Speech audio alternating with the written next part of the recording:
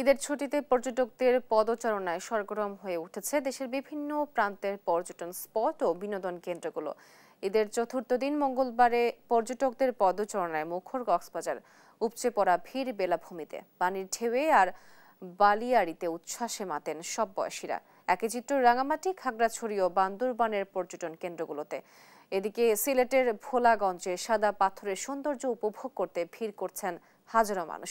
সীমান্ত ঘেঁষা হওয়ায় এ স্পটে অতিরিক্ত নজরদারি চালাচ্ছে বর্ডার গার্ড বাংলাদেশ।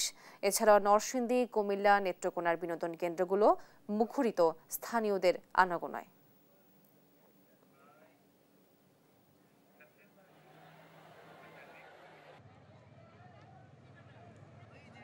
প্রথম আসা কক্সবাজারে, অনেক মজা লাগতেছে। আমার তো খুব ভালো লাগতেছে, ঈদের ছুটি পাইছি, এর জন্য ছুটি কাটানোর জন্য এখানে আসছি। তো আসি সমুদ্রে, আমরা ওর সমুদ্রের মতো বিশালতার মতো মনটাও যেন ওরকম সুন্দর হয় থাকে, সেজন্য আসলে ভালো লাগতেছে। এবার একটু ছুটি বেশি পাওয়াতে আমরা গ্রামের বাড়িতে বাবা মার সঙ্গে ঈদ করেছি, সেটা শেষ করে আবার কক্সবাজারেও এসেছি। ঈদ উপলক্ষে শ্রীমঙ্গল আইসি, বাগানও খুবই ভালো লাগছে। যান্ত্রিক জীবনে আমরা যখন হাঁপিয়ে উঠি, এমনি ঈদে ছুটি ছাটায় একটু প্রকৃতির মাঝে যেতে ভালো লাগে। ঈদের চতুর্থ দিনেও পর্যটকদের পদচারণায় সরগরম কক্সবাজার ও সিলেটের পর্যটন স্পটগুলো।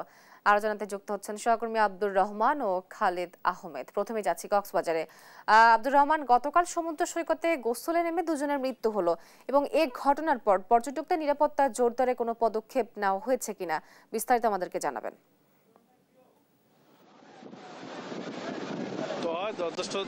যথার্থ বলেছেন যে কক্সবাজারে আসলে গত 4 দিন ধরে পর্যটকের সংখ্যা যা ছিল, আজকে তার 4 গুণ পর্যটক কক্সবাজারে এসেছে এবং আগামী শুক্রবার পর্যন্ত এই পর্যটকের ঢল থাকবে বলে ব্যবসায়ীরা এবং বিভিন্ন সূত্র থেকে আমরা জানতে পেরেছি। বিশেষ করে কক্সবাজারের হোটেল মালিক সমিতি আমাদেরকে জানিয়েছে যে তাদের প্রায় প্রতিটা হোটেল বুকিং রয়েছে। আগামী শুক্রবার পর্যন্ত তাদের বুকিং অব্যাহত থাকবে বলে আমাদেরকে জানিয়েছে।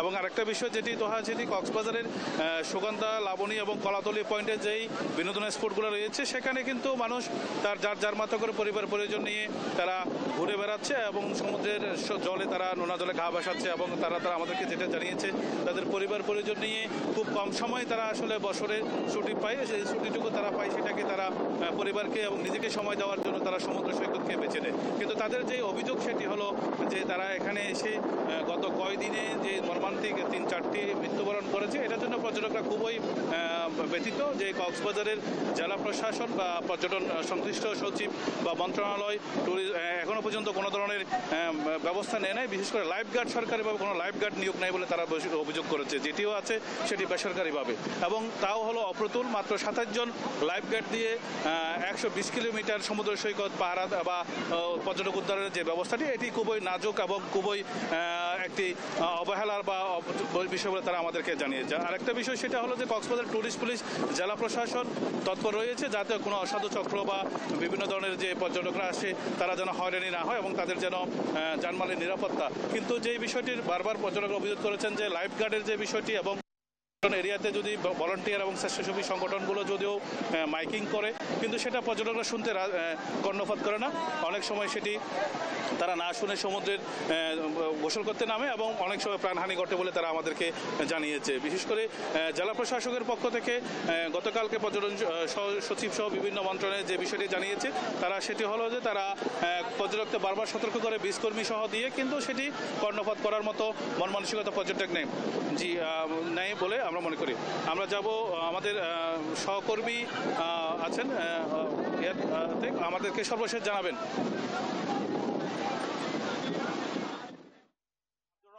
আপনি যেমনটি বলছিলেন, প্রকৃতি যেন নিজ হাতে সাজিয়েছে সাদা পাথরকে।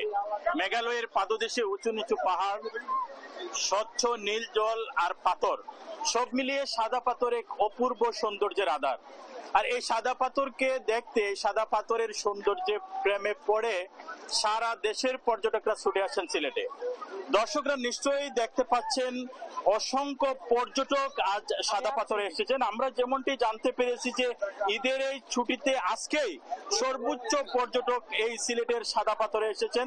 সিলেট এমনিতেই সৌন্দর্যের এক অপরূপ লীলাভূমি, বিশেষ করে প্রকৃতি কন্যা জাফলং, স্বচ্ছ নীল জলের সাদা পাথর আর রাতারগুল কিংবা সারি সারি চা বাগান দেখতে বছরের প্রতিটি দিনই সিলেটে আসেন পর্যটকরা। ঈদের ছুটি কিংবা লম্বা ছুটি পেলেই সেই পর্যটকের সংখ্যা বেড়ে যায়। আজকে নিশ্চয়ই দর্শকরা দেখতে পাচ্ছেন যে সাদা পাথরে শিশু থেকে শুরু করে সব বয়সের নারী পুরুষ এসেছেন এখানে। তারা এই সাদা পাথরের সৌন্দর্য উপভোগ করছেন। এই পানির সাথে তারা, নীল জলের সাথে তারা মিশে একাকার হচ্ছেন। কেউ সাঁতার কাটছেন, কেউ তার বন্ধু বান্ধব স্বজনদের নিয়ে এসে ছবি তুলছেন। এখানে কয়েকজন পর্যটক রয়েছেন, আমরা একজনের সাথে কথা বলবো। সাদা পাথরে এসে কেমন লাগছে? অনেক আনন্দ লাগতেছে। সাদা পাথর বন্ধু বান্ধব ছোট ভাইদেরকে নিয়ে এসেছি, অনেক আনন্দ লাগতেছে, অনেক মজা পাইছি, এনজয় করতেছি অনেক। হ্যাঁ, তিনি যেমনটি বলছিলেন যে তারা বারবার আসলে সাদা পাথরে ছুটে আসেন। আমরা এমনও পর্যটক পেয়েছি যে কেউ 8 বার, কেউ 10 বার, কেউ তার চেয়েও বেশি সময় সাদা পাথরে এসেছেন। একই সাথে দর্শকদের জানিয়ে রাখতে চাই, সাদা পাথরে যারা ঘুরতে এসেছেন তাদের জন্য এখানকার প্রশাসন, পুলিশ প্রশাসন একটি নিষেধাজ্ঞা দিয়েছে। সেটি হচ্ছে যে তারা লাল কাপড় বেঁধে রেখেছে যাতে এই সীমানা কোনো পর্যটক ক্রস না করেন। তারপরও কিছু অতি উৎসাহী পর্যটক এই লাল সীমানাটা অতিক্রম করে নীল পানিতে, স্বচ্ছ পানিতে সাঁতার কাটার জন্য চলে যান, যে কারণে অনেক সময় বড় ধরনের দুর্ঘটনাও ঘটে থাকে। গতকালকে সেই সিলেট একজন তরুণ এই সাদা পাথরে ঘুরতে এসে তার বন্ধুদের সাথে সাঁতার কাটতে গিয়ে পানিতে ডুবে মারা গেছেন, এমন তথ্য আমরা পেয়েছি। একই সাথে দর্শকদের জানিয়ে রাখি যে এই সাদা পাথরে যারা ঘুরতে আসেন পর্যটক, তারা প্রত্যেকেই মূলত এখানে সাঁতার কাটতে চান, স্বচ্ছ নীল জলের সাথে মিতালি করতে চান। আমরা আরো একজন পর্যটকের সাথে কথা বলতে চাই। কোথা থেকে এসেছেন ভাই, কেমন লাগছে? আমরা ভৈরব থেকে এসেছি, অনেক ভালো লাগছে। অনেক ভালো লাগছে। কয়বার এসেছেন সাদা পাথরে এ নিয়ে? 4 বার। হ্যাঁ, তিনি যেমনটি বলছিলেন যে তিনি এ নিয়ে 4 বার এসেছেন। আমরা অসংখ্য পর্যটক পেয়েছি যারা পরিবার পরিজন নিয়ে অসংখ্যবার এসেছেন। আরেকজন পর্যটক আমাদের সাথে কথা বলতে চান, খুব সংক্ষেপে বলবেন কোথা থেকে এসেছেন? ইনশাআল্লাহ গাউসিয়া থেকে। ইনশাআল্লাহ এসে সাদা পানিতে গোসল করে মনটা সাদা হয়ে গেছে, তাই দেশ টিভিকে অনেক অনেক ধন্যবাদ।